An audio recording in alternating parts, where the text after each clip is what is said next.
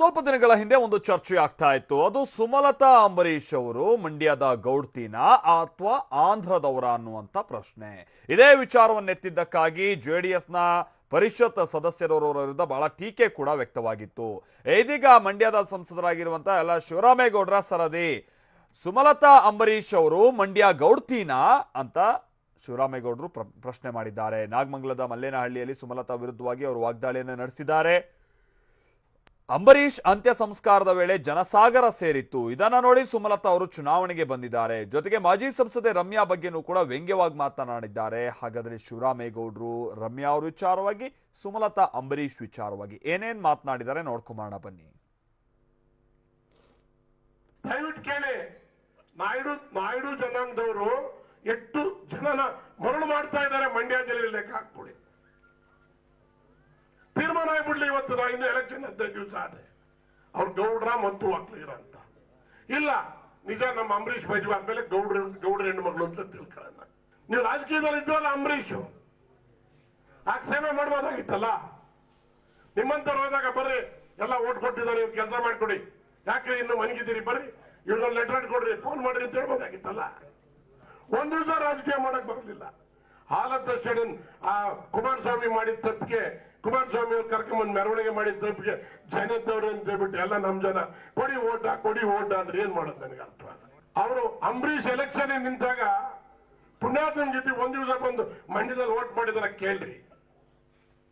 ಒಂದು ದಿವಸ ನಾನು ಅವ್ರ ವಿರುದ್ಧ ಮಾತಾಡ್ತಾ ಇಲ್ಲ, ಸತ್ಯಾಂಶ ನಿಮ್ ಮುಂದೆ ಇಡ್ತಾ ಇದ್ದೀನಿ ನಿಮಗೆ.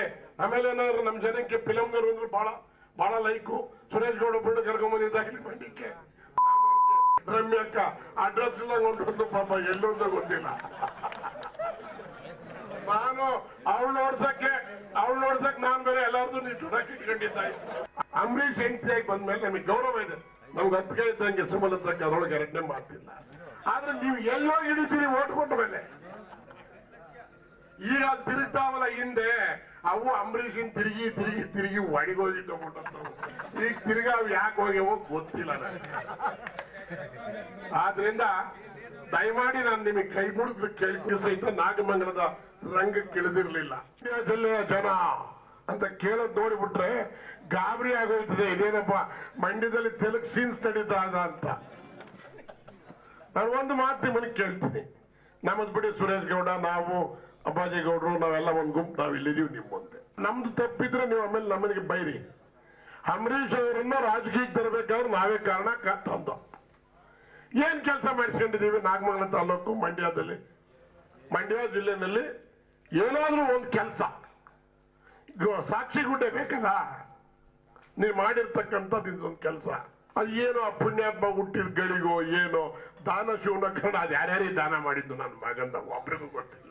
ದಾನ ಶಿವನ ಕರ್ಣ ಅಂತ ಹೆಸರನ್ನು ತಗೊಂಡ ಸತ್ತ ಮೇಲೆ ಮಹಾರಾಜನಂಗೆ ಮೆರವಣಿಗೆ ಮುಖ್ಯಮಂತ್ರಿ ತೆಗಲು ಕೊಟ್ಟು ಹೊತ್ಕೊಂಡು ಹೋಗುವಂತ ಕಾರ್ಯ ಬಂತು. ಆ ಕರ್ಮಕ್ಕೆ ಕುಮಾರಸ್ವಾಮಿ ಮಾಡಿದ ತಪ್ಪಿಗೆ ಆ ಜನ ಸೇರಿದ್ ನೋಡಿಬಿಟ್ಟು ಇವರೆಲ್ಲ ನನ್ನ ಅಭಿಮಾನಿಗಳು, ನಾನು ಬಿಡಕ್ ಹಾಕಲ್ಲ ಅಂತ ಹೇಳಿ ನಮ್ಮ ಸುಮಲತಕ್ಕ ಎಲ್ಲ ಬಿಡ್ಬಿಟ್ಟು ಇವತ್ತವರೆಗೂ ನನ್ನ ಮಕ್ಕಳು ನಾಗಮಂಗಲದವರು ಮಂಡ್ಯದವ್ರು ಹೋದ್ರು, ಅವೆಲ್ಲ ಓದುವ ಆಚೆಗೆ ನೋಡ್ರಿ ಮೊದ್ಲ ಮೇಲೆ ಕೆಳಗೆ ಬರ್ತೀನಿ ಅಂತ ಕೆಳಿತಿದ್ದ ಅಕ್ಕ ಈಗ ಬಂದು ನನಗೆ ಕೊಡಿ, ಭರವಸೆ ಕೊಡಿ, ಪಾರ್ಲಿಮೆಂಟ್ ಅಲ್ಲಿ ಬಡಿತೀನಿ. ಏನ್ ಪಾರ್ಲಿಮೆಂಟ್ ಅಲ್ಲಿ ಬಡಿಯೋದು? ಇಂಥ ಬಡಿಯೋರೆಲ್ಲ ಪಾರ್ಲಿಮೆಂಟ್ ಅಲ್ಲಿ ಲೆಕ್ಕಕ್ಕಿಲ್ಲ. ನೋಡ್ಬಿಟ್ಟಿದೀವಿ ನಾವು, ಅರ್ಥ ಆಯ್ತಾ?